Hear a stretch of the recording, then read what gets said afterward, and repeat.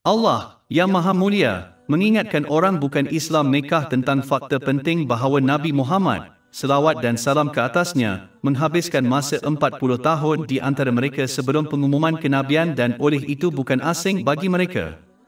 Surah 2 Al-Baqarah, ayat 151.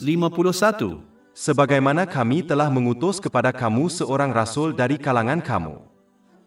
Fakta mereka menyebutnya sebagai seorang yang boleh dipercayai dan jujur dalam masyarakat mereka dan sentiasa memuji wataknya yang tiada tolok bandingnya sudah cukup menjadi alasan untuk mereka menerima mesejnya.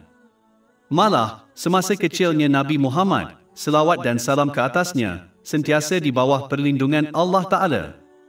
Allah Ta'ala telah menyelamatkannya dari kejahatan yang tersebar luas pada zaman jahiliyah, zaman sebelum Islam.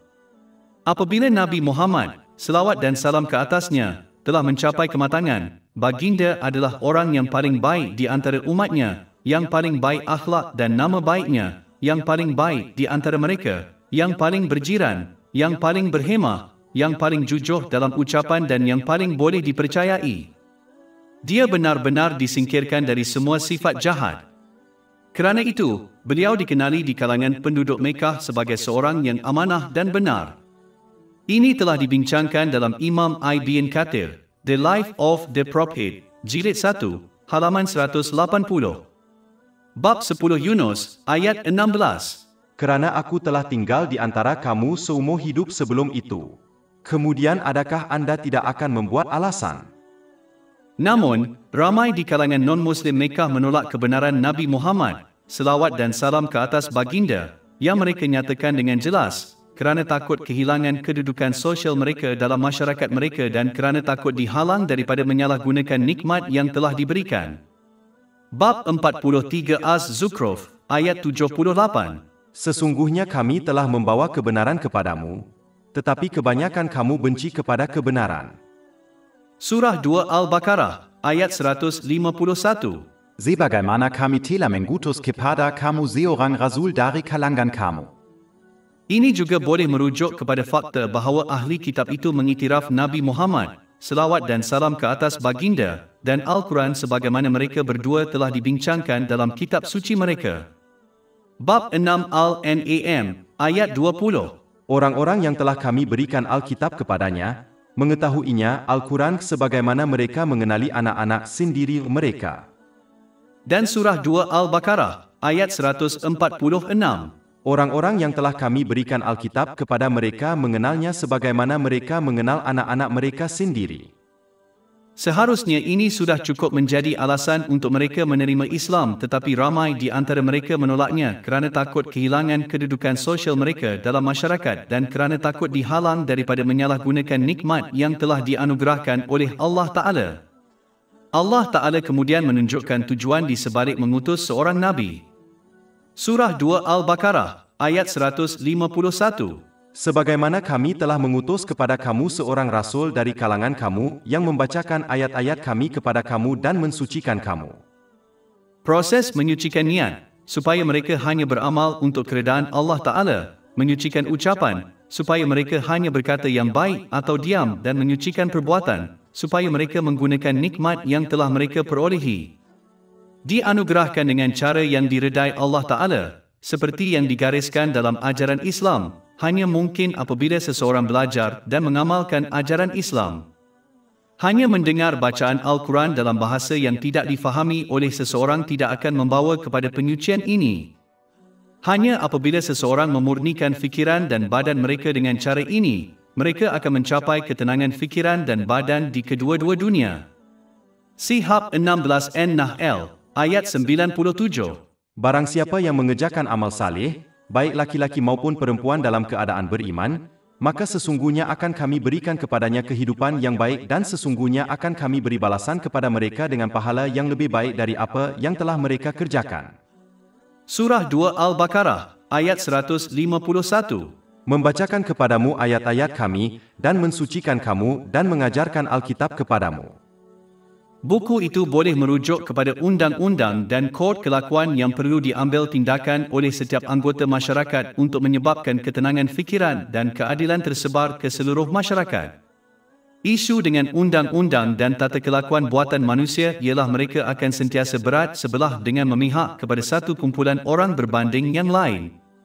Sebagai contoh, orang kaya diutamakan daripada ahli masyarakat yang miskin. Satu aspek dalam melaksanakan tata susila ketuhanan dengan betul disebut sebagai hikmah dalam ayat 151. Bab 2 Al-Baqarah, ayat 151. Membacakan kepadamu ayat-ayat kami, dan mensucikan kamu, dan mengajarkan kepadamu kitab dan hikmah. Kebijaksanaan mengajar seseorang cara menggunakan ilmu yang dimiliki dengan betul supaya mereka memberi manfaat kepada diri sendiri dan orang lain dalam kedua-dua dunia. Kebijaksanaan adalah penting kerana sebarang pengetahuan atau tata kelakuan boleh dimanipulasi untuk tujuan jahat. Sebagai contoh, sains boleh digunakan dengan betul untuk memberi manfaat kepada orang lain, seperti menghasilkan ubat-ubatan, atau boleh disalahgunakan untuk membahayakan orang, seperti menghasilkan senjata. Kebijaksanaan ini boleh berbentuk akhlak dan ciri-ciri yang baik, seperti pemurah, sabar dan bersyukur, supaya seseorang itu digesa oleh mereka untuk menerapkan tata susila yang telah diberikan dengan betul dalam kehidupan mereka. Di samping itu, seperti yang ditunjukkan oleh ayat 151, kerana pengetahuan manusia sangat terhad apabila ia datang kepada keadaan mental dan fizikal manusia serta menangani isu-isu dalam masyarakat, satu-satunya yang boleh menyediakan tata kelakuan lengkap yang direka dengan sempurna. Untuk fitrah manusia dan membetulkan semua jenis masalah dalam masyarakat untuk mencapai keputusan yang terbaik, adalah yang maha mengetahui segala sesuatu, iaitu Allah yang maha tinggi. Seseorang hanya perlu membelik lembaran sejarah untuk melihat bagaimana keadilan dan keamanan tersebar dalam masyarakat yang melaksanakan dengan betul kod tingkah laku yang dianugerahkan Allah kepada mereka. Surah 2 Al-Baqarah, ayat 151. Dan mengajar kamu apa yang tidak kamu ketahui. Apabila seseorang mengamalkan sikap yang betul yang dibincangkan, yang boleh diringkaskan untuk melibatkan niat, ucapan dan tindakan mereka supaya mereka menggunakan nikmat yang telah dianugerahkan kepada mereka dengan cara yang diredai oleh Allah Ta'ala, seperti yang digariskan dalam Al-Quran dan hadis-hadis Nabi Muhammad, selawat dan salam ke atasnya, maka mereka akan memenuhi syarat-syarat mengingati Allah dan menunjukkan rasa syukur kepadanya dengan cara yang membawa kepada ketenangan, jiwa dan kejayaan dalam kedua-duanya. Dunia. Surah 2 Al-Baqarah, ayat 152.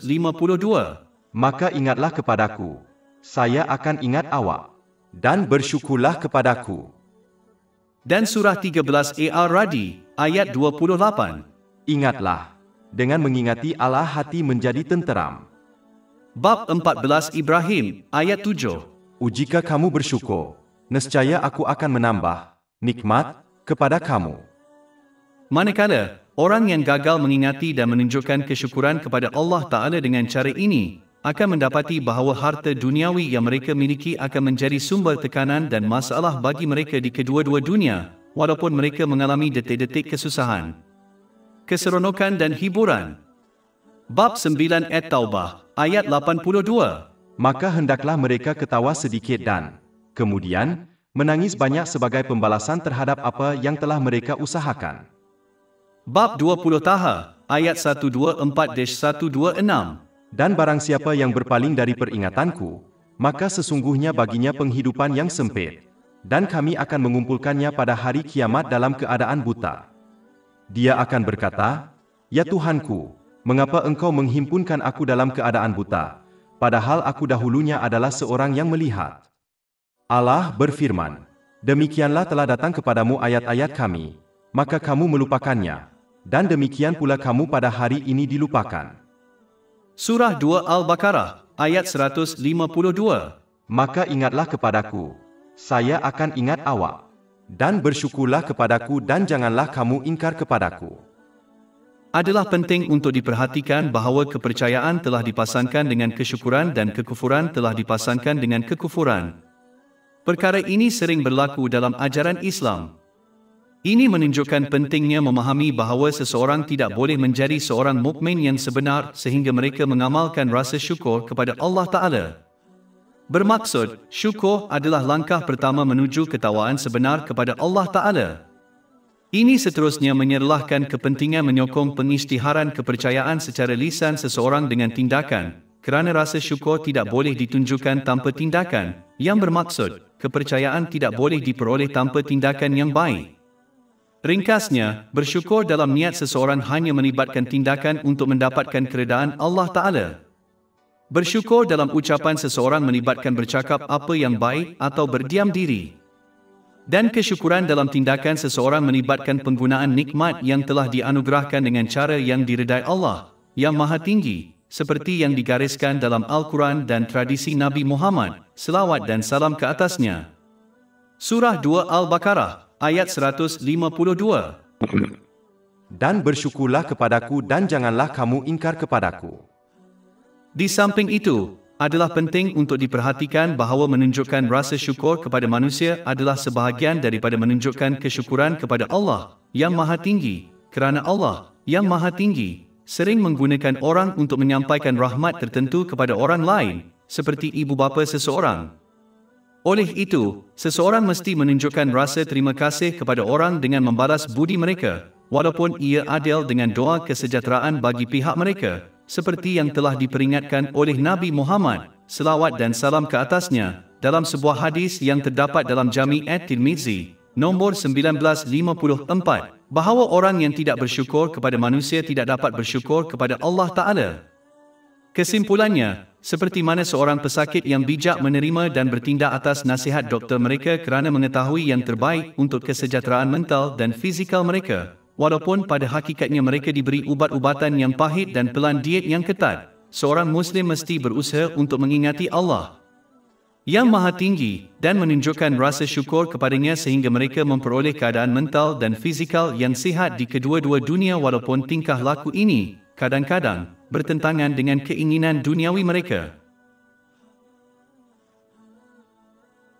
Lebih 500 e-buku, buku audio, maklumat grafik, podcast dan blog percuma tersedia di tapak web kami, www.shekpot.com.